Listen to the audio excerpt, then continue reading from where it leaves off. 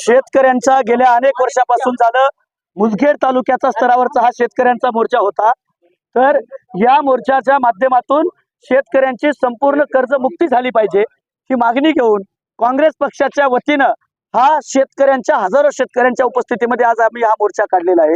कारण अदानी अंबानीचं कर्ज मुक्त होतं, पण शेतकऱ्यांना मात्र कर्ज माफ केल्या जात नाही त्यांना, म्हणून आम्ही मागणी केली की माफी नाही, गुन्हेगार नाही शेतकरी कर्ज घेऊन केलं तर शेतकऱ्यांना संपूर्ण कर्जमुक्ती द्या, पीक विम्याचे पैसे तातडीने दिले पाहिजे। त्याचबरोबर शेतकऱ्यांना नवं कर्ज मिळत नाहीये, ते नवं कर्ज शेतकऱ्यांना मिळालं पाहिजे। खड्डे इतके भयानक झालेत, हा माजी मुख्यमंत्र्यांचा मतदारसंघ आहे, पण खड्डे असल्यामुळं इथं लोकांचं जीवन प्रचंड हवालदिल झालेलं आहे। त्यामुळं खड्डेमुक्त रस्ते करा ही मागणी।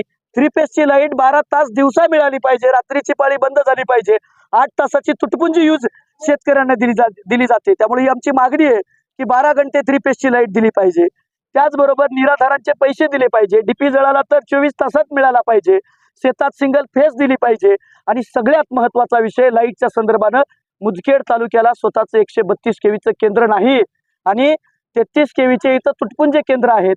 म्हणून आमची मागणी आहे की तालुका आहे हा, या तालुक्याला 132 केवीचं केंद्र असावं आणि काही ठिकाणावरती वन्य प्राण्यांच्या त्रासामुळे शेतीचं नुकसान होतंय, त्यासाठी उपाययोजना केल्या जाव्यात।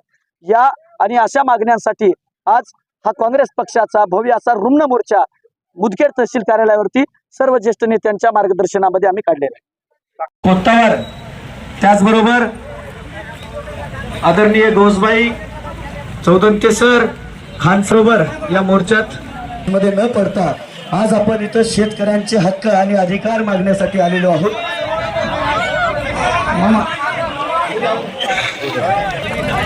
पुढे आलेले आहेत शेतकरी, ही गर्दी स्वतःहून आलेली गर्दी आहे। पीक विम्याचे संपूर्ण पैसे मिळालेच पाहिजे।